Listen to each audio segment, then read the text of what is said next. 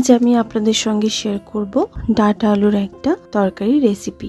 যারা সজনে ডাঁটা খেতে ভালোবাসেন তাদের কিন্তু এই রান্নাটা খুবই ভালো লাগবে, আর যারা খেতে একদমই পছন্দ করে না তারাও একবার টেস্ট করে দেখতে পারেন, ভালো কিন্তু আপনাদেরও লাগবে। আর খুবই সহজ একটা রান্না, খুব কম উপকরণে কিন্তু এই রান্নাটা ঝটপট তৈরি করে নিয়ে যায়। গরম গরম ভাতের সঙ্গে কিন্তু খেতে লাগে দুর্দান্ত। নমস্কার বন্ধুরা, অনুশ্রী রান্নাঘরে আপনাদের সবাইকে স্বাগত। রেসিপিটি তৈরি করার জন্য আমি এখানে দুটো মাঝারি মাপের আলুকে খোসা ছাড়িয়ে এরম লম্বা লম্বা করে কেটে ধুয়ে পরিষ্কার করে নিয়েছি এখানে সজনে ডাঁটা। আমি এখানে 250 গ্রাম পরিমাণে সজনে ডাঁটা নিয়েছি। সজনে ডাঁটার খোসাটাকে ছাড়িয়ে ভালো করে পরিষ্কার করে ধুয়ে নিয়েছি।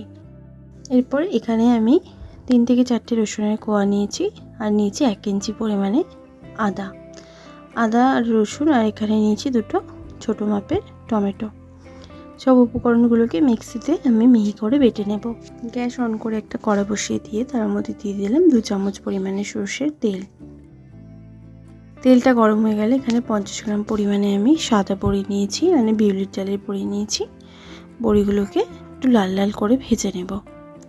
এই রান্নাতে কিন্তু একটু বড়ি অবশ্যই দেবেন, যদি আপনাদের কাছে বড়ি থাকে, তাহলে কিন্তু রান্নার টেস্টটা ভালো হয়। বড়িগুলো ভাজা হয়ে গেলে বড়িগুলোকে তেল থেকে তুলে নিলাম। এরপর ওই তেলেতে ডাঁটাগুলোকে দিয়ে দিলাম। ডাঁটাগুলোকে একটুখানি ভেজে নেব। ডাঁটাগুলো এরকম হালকা লাল লাল করে ভাজা হয়ে গেছে। এরপর ডাঁটাগুলোকে তেল থেকে তুলে নিচ্ছি। ওই তেলেতে আলুগুলোকেও একটু ভেজে নেব।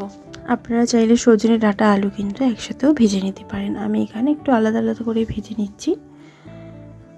ভালো করে আলুগুলোকেও আমি হালকা লাল লাল করে একটু ভেজে নিচ্ছি।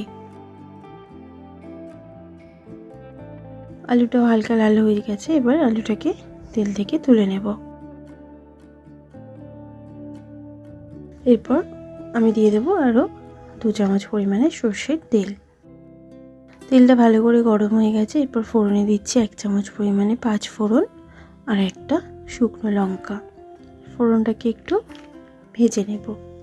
ফোড়ন থেকে একটা সুন্দর গন্ধ বেরিয়ে এলে দিয়ে দিচ্ছি সামান্য একটুখানি হিং। এরপর আমি আদা রসুন টমেটোর পেস্টটা দিয়ে দিলাম। আপনারা যদি কেউ রসুন না খান সেক্ষেত্রে রসুনটা কিন্তু স্কিপ করবেন। আর দিয়ে দিলাম মিক্সিং জার ধুয়ে সামান্য একটুখানি জল। এরপর এই মশলাটাকে ভালো করে কষিয়ে নিলাম। এরপর দিয়ে দিচ্ছি 1 চামচ পরিমাণে ঝাল লঙ্কার গুঁড়ো, 1/2 চামচ পরিমাণে হলুদের গুঁড়ো, 1 চামচ পরিমাণে ধনের গুঁড়ো, 1 চামচ পরিমাণে জিরের গুঁড়ো, আর দিচ্ছি স্বাদ মতো নুন। ভালো করে সব উপকরণকে কষিয়ে নেব। মশলা থেকে কিন্তু তেল সেপারেট হতে শুরু করে দিয়েছে, আর মশলার কালারটাও কিন্তু আগের থেকে অনেকটা চেঞ্জ হয়ে গেছে। মশলাটা কিন্তু বেশ ভালোভাবেই কষানো হয়ে গেছে। এরপর ভেজে রাখা আলু, বড়ি, ডাঁটা আমি দিয়ে দিলাম। দিয়ে ভালো করে এবার একটুখানি মশলার সাথে কষিয়ে নেব। ফ্লেমটা কিন্তু মিডিয়ামেই আছে। ভালো করে সব মশলার সাথে সব উপকরণগুলোকে কষিয়ে নিলাম। ভালো করে কষিয়ে নেবার পর আমি এখানে দিয়ে দিচ্ছি 1.5 কাপ পরিমাণে জল। যে যেমন গ্রেভি খাবেন সেই হিসাবে কিন্তু এখানে জলটা ব্যবহার করবেন।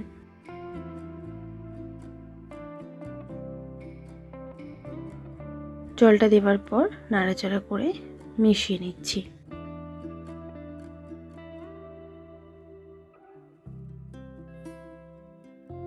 ভালো করে নাড়াচাড়া করে মিশিয়ে নিলাম।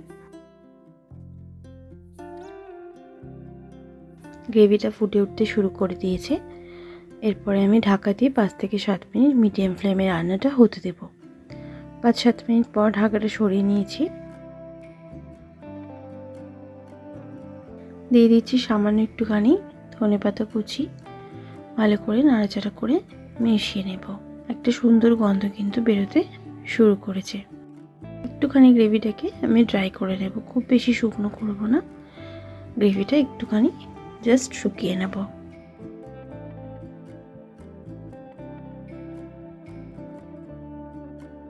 গ্রেভিটা একটু ড্রাই হয়ে গেছে, আমি এরকম গ্রেভি কিন্তু এবার নামিয়ে দেবো, এর থেকে বেশি শুকনো করব না। এবার গ্যাসের ফ্লেমটা বন্ধ করে দিয়ে আর 2 মিনিট আমি স্ট্যান্ডিং টাইমে রেখে দেব।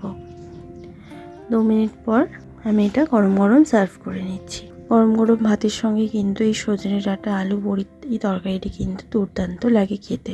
একবার আপনারাও এইভাবে রেসিপিটি ট্রাই করে দেখবেন, আশা করছি আপনাদেরও ভালো লাগবে।